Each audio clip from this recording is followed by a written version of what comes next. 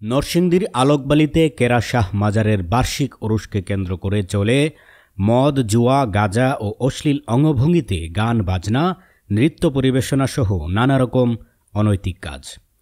এমনই এক অভিযোগ তুলেছেন স্থানীয় উলামায়ে কেরাম এবং তাওহিদি জনতা। কেরা শাহ মাজারটি নরসিংদী সদরস্থ আলোকবালি ইউনিয়নে অবস্থিত। জানা যায়, প্রায় ৮৫ বছর যাবৎ আলোকবালির কেরা শাহ মাজারে বার্ষিক ওরস পালিত হয়ে আসছে। সেখানে নিয়মিত মদ, জুয়া, গাঁজা ও অশ্লীল অঙ্গভঙ্গিতে গান বাজনা সহ পরিবেশন করা হয় নৃত্য পরিবেশনার। ফলে চরম অবনতি ঘটছে এলাকার তরুণ প্রজন্মের শালীনতা ও আইন শৃঙ্খলার পরিস্থিতির। সাম্প্রতিক সময়ে এই মাজারের সকল অনৈতিক কাজ ও গান বাজনা বন্ধের জন্য ৭ দফা দাবি উপস্থাপন করেন স্থানীয় উলামায়ে কেরাম ও তাওহিদি জনতা। তাদের দাবিগুলো হল: ১. মাজারকে সব ধরনের শিরিক মুক্ত করার যথাযথ পদক্ষেপ নিতে হবে। ২. মদ, গাঁজা সহ সব ধরনের মাদক দ্রব্য নিষিদ্ধ করতে হবে। ৩. মাজারকে কেন্দ্র করে জুয়া সহ যত হারাম খেলার আসর বসে সেগুলোকে নিষিদ্ধ করতে হবে। ৪. মাজারে বাউল গানের পরিবর্তে তাফসির মাহফিলের আয়োজন করতে হবে। ৫. মাজারে ওরসে যেই সমস্ত অসামাজিক ও অনৈতিক কর্মকাণ্ড হয় তা বন্ধের জন্য আলাদা স্বেচ্ছাসেবক বাহিনী গঠন করতে হবে। ৬. মাজারে হিফজুল কোরআন মাদ্রাসা প্রতিষ্ঠা করতে হবে। ৭. মাজার কমিটিতে ৫ জন আলেম রাখতে হবে।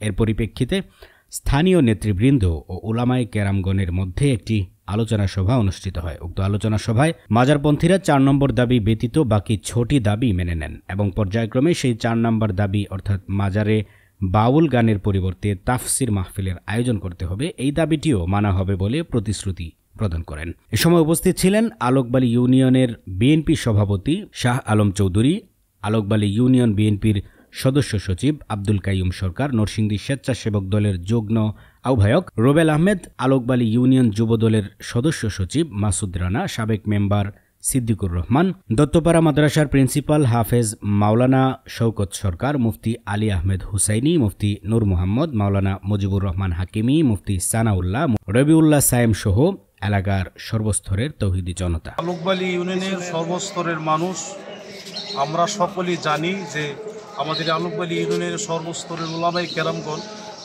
কেরামত আলী শাহ ওনার মাজার বিষয় নিয়ে বিভিন্ন ধরনের মদ, জুয়া, বিভিন্ন ধরনের গুনাহের কাজকর্ম হয়। এই কারণে আমরা সবাই উলামায়ে কেরাম এক হয়ে আমরা ওই কমিটির কাছে আমরা 7টা দাবি করছিলাম। 7টা দাবির মধ্যে আজকে শাহ আলম চৌধুরী এবং কাইয়ুম সরকার, তারপর আরও যারা নেতৃস্থানীয় লোক আছে সবাই আজকে এখানে আসছিলেন। আমাদের 7টা দাবির মধ্যে 6টা দাবি ওনারা মাইনে নিচ্ছেন।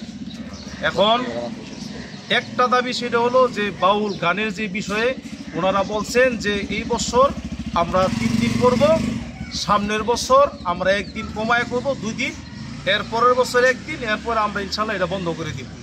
তো আমরা আলহামদুলিল্লাহ সবাই একমত হয়েছি। এখন আমার কথা হলো আমরা এটা শেষ না হওয়ার আগ পর্যন্ত আমরা উলামায়ে কেরাম এটা শেষ পর্যন্ত ইনশাল্লাহ আমরা থাকবো। আল্লাহ পাক। আমরা নরসিংদী দত্তপাড়া মাদ্রাসায় পড়ছিলাম। মাজার কেন্দ্র করিয়া সহিংসতার একটা আশঙ্কা ছিল আলেম সম্প্রদায়কে নিয়ে এবং আমাদের আলোকবালি ইউনিয়নের গণ্যমান্য ব্যক্তিগণ এবং শাহ আলম চৌধুরী সাহেব উপস্থিত ছিলেন। তো আলেম সম্প্রদায়ের দাবি হলো 7টা দাবি দিয়েছে তারা। আমরা ইনশাল্লাহ 6টা দাবি তাদের মেনে নিছি, যাতে কোনো সহিংসতা না হয় এবং মাজার কেন্দ্রিক জুয়া খেলা হয় বা নেশা হয়। আমরা তাদেরকে আশ্বস্ত করছি ইনশাল্লাহ এলাকার শান্তির রক্ষে যাতে ওইখানে কোনো মাদক সেবন করা না হয় এবং জুয়া খেলা না হয়, আমরা তাদেরকে আশ্বস্ত করছি এবং 100% ইনশাল্লাহ আমরা চেষ্টা করব, আমরা প্রশাসনকে অবগতি করব যাতে ওইখানে কোনো বিশৃঙ্খলা না হয়, মাদক সেবন করতে না পারে এবং জুয়া খেলা খেলতে না পারে। আমরা ইনশাল্লাহ সবাই স্বতঃস্ফূর্তভাবে আমরা আলোকবালি ইউনিয়নের নেতৃবৃন্দ সবাই এখানে উপস্থিত থাকতেই আমরা তাদের কমিটমেন্ট মেনে নিছি যাতে ওইখানে কোনো বিশৃঙ্খলা সৃষ্টি না হয়।